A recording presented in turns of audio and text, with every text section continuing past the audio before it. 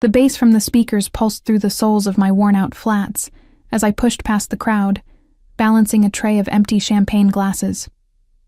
My black uniform blended with the shadows of Elysium, Chicago's most exclusive nightclub, where I'd been working double shifts for the past 3 weeks. The air hung heavy with expensive perfume, cigarette smoke, and desperation. Mine, specifically. "Sophie, table 14 needs another bottle." Marcos, the floor manager, barked as he passed. I nodded, not bothering to remind him that my name was Sarah. After 6 months, he still got it wrong, and I'd stopped caring. In places like this, servers were interchangeable ghosts, moving between tables of people who never looked up from their phones long enough to see our faces. I tucked a strand of honey-brown hair behind my ear, feeling it immediately fall loose again from the messy bun I'd hastily arranged in the staff bathroom. My feet ached, my lower back screamed, and the rent on my studio apartment was 3 days overdue. The eviction notice taped to my door that morning had made it clear. Another week without payment, and I'd be homeless. "Not tonight," I whispered to myself, plastering on a practiced smile as I approached the bar. "Tonight, I make enough in tips to buy myself another week." The bartender, Damon, slid a fresh bottle of champagne into an ice bucket. "VIP table by the window," he said, eyes flicking toward the exclusive section cordoned off with velvet ropes. "Don't spill it. That's a $1,000 bottle, more than half my monthly rent, sloshing around in a fancy bottle for people to spray on each other." I swallowed the bitterness rising in my throat and lifted the heavy silver bucket. "Wait." Damon caught my wrist, his expression softening. "Your ex is here. Just walked in with some blonde. Thought you should know." My heart plummeted to the sticky floor. Michael. The cold, symmetrical features of his face flashed across my mind.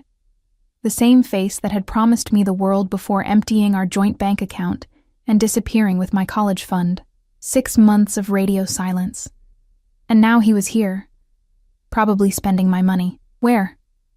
I managed to ask, though part of me didn't want to know. Damon nodded toward the entrance.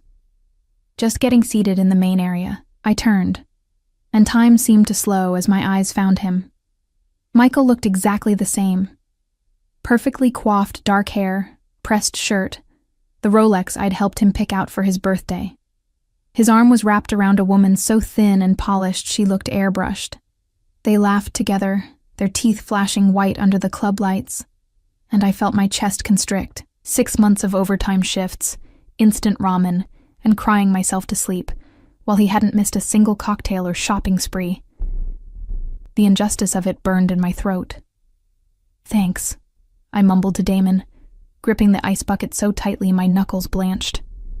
I wound through the crowd, focusing on not spilling a single drop. The champagne was destined for a corner table, the most exclusive spot in Elysium, partially concealed behind sheer curtains and guarded by a mountain of a man in a black suit. As I approached, the guard's eyes swept over me, assessing and dismissing me in the same moment. He stepped aside without a word. I slipped through the parted curtain and entered a different world. The noise of the club seemed to fade, as if the air itself was different here. 3 men occupied the circular booth, their conversation halting as I appeared, but it was the one in the center who drew my attention like a magnet. He sat perfectly still, one arm stretched along the back of the booth, the other resting on the table near a tumbler of amber liquid. His suit wasn't flashy, but fit him like it had been poured onto his broad shoulders. Dark hair, closely cropped at the sides but longer on top, framed a face that belonged on ancient coins, all sharp angles and authority. But it was his eyes that made my breath catch, dark as burnt coffee, watching me with an intensity that made me feel simultaneously seen and stripped bare. I lowered my gaze, focusing on arranging the ice bucket. "Your champagne, sir," I said, my voice steadier than I felt.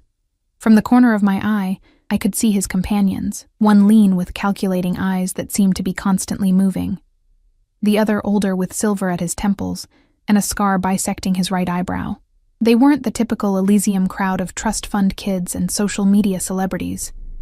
These men carried a different kind of presence, a contained power that hummed like electricity. "Thank you," the man in the center said, his voice a low rumble that seemed to vibrate through my chest. His accent held the faintest trace of something European, Italian perhaps.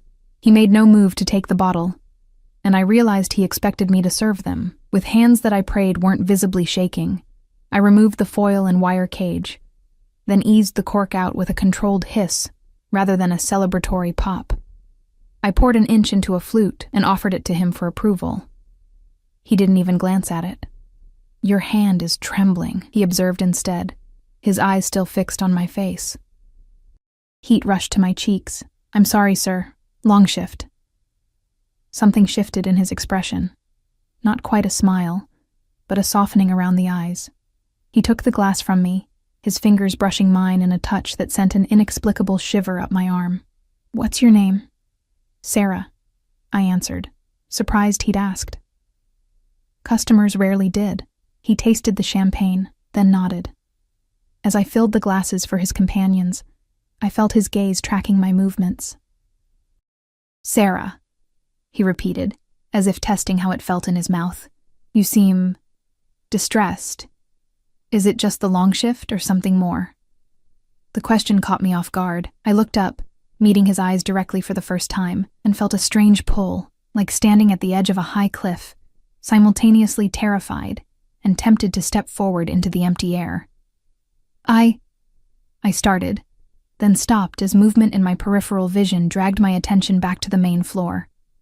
Michael was walking directly toward the restrooms, which meant he would pass within feet of where I stood. Panic clawed up my throat. In that split second of terror and humiliation, I made a decision born of desperation. I turned back to the intense-eyed stranger and whispered urgently, "Could you pretend to be my date? My ex just walked in." The words tumbled out before I could consider their absurdity, asking a VIP client, a man who radiated dangerous power, to play act as my boyfriend. I immediately wanted to snatch them back, to apologize, to disappear through the floor.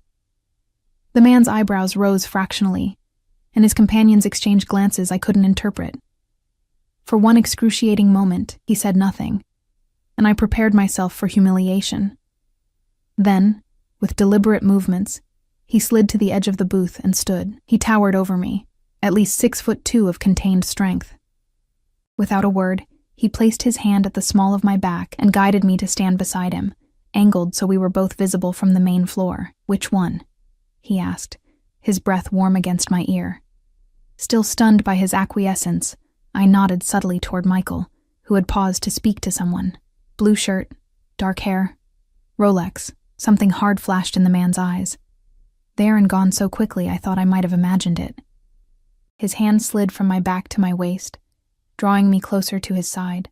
The subtle scent of him enveloped me. Cedar, expensive whiskey, and something uniquely male. "Follow my lead," he murmured, and then his expression transformed. The intensity remained, but now it was focused entirely on me, his lips curving into a smile that contained such intimate heat that I felt it like a physical touch. He lifted his other hand to brush my cheek, tucking that rebellious strand of hair behind my ear with a gentleness that belied the strength evident in his frame. "Cara mia," he said, loud enough to be heard by anyone passing. "You work too hard. Come, sit with me for a moment." My heart thundered against my ribs as Michael's steps faltered. I saw the moment he recognized me, his eyes widening in surprise, then narrowing as they shifted to the man at my side. For the first time since our breakup, I saw uncertainty in Michael's expression as he assessed the stranger, taking in the bespoke suit, the confident stance, the possessive hand on my waist, and clearly finding something that gave him pause. The stranger's thumb traced small circles at my hip, the gentle motion at odds with the predatory attention I could feel emanating from him. "Your ex seems concerned," he said quietly. "Perhaps he regrets his choices." "He should," I replied, surprised by the bitterness in my own voice. "He stole my savings and disappeared." The man went perfectly still for a heartbeat, and something dangerous flickered across his features. When he spoke again, his voice had dropped to a register that raised goosebumps along my arms. "Did he? How unwise of him." Michael was openly staring now, his date forgotten as she continued toward the restrooms alone. The stranger bent his head, his lips close to my ear, his free hand coming up to cup my jaw with exquisite tenderness. To anyone watching, we must have looked like lovers sharing an intimate moment. I believe we've made an impression, he said, but let's be certain, shall we? Before I could respond, he tilted my face upward and brushed his lips against mine, a touch so light it could barely be called a kiss, yet it sent electricity crackling through my veins. He pulled back just enough to meet my eyes, a silent question in his. In that suspended moment, with Michael watching and my future balanced on a knife's edge, I made my second impulsive decision of the night. I curled my fingers into the lapel of the stranger's jacket and pulled him down, pressing my mouth firmly against his. I meant it to be brief, just enough to sell our charade. But the moment our lips connected fully, something shifted. His hand slid from my jaw to the nape of my neck, fingers threading into my hair, cradling my head as he deepened the kiss, with an expertise that made my knees weaken. I gasped against his mouth, and he took advantage, his tongue sliding against mine, in an intimate caress that made me forget we were standing in a crowded nightclub, that this was meant to be pretend, that I didn't even know his name. When we finally broke apart, I was breathless, my lips tingling. Over his shoulder, I saw Michael's face contorted with a mixture of shock and something that looked remarkably like jealousy before he turned and stormed away. "He's gone," I whispered, my voice unsteady. The stranger's eyes had darkened to near black, his pupils dilated. "So he is," he agreed, making no move to release me. His gaze dropped to my mouth, and for a wild moment, I thought he might kiss me again. Instead, he reluctantly stepped back, though his hand remained at the small of my back.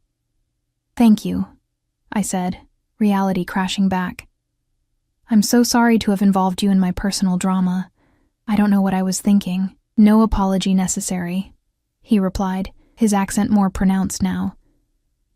"It was my pleasure." A discreet cough reminded me that we weren't alone. The man's companions were watching with expressions ranging from amusement to calculation. Mortification flooded me. "I should get back to work," I said, taking a step away. "Thank you again, Mr. Russo," he supplied. "Alessandro Russo." He reached into his jacket and extracted a sleek business card, pressing it into my palm. "Perhaps we could continue our performance another time, when you're not working." I stared at the card, heavy stock, embossed with just his name and a phone number. No company, no title. "Sarah, what the hell are you doing?" Marcos's angry voice cut through my daze. He stood at the edge of the VIP section, his face flushed. "You can't fraternize with clients.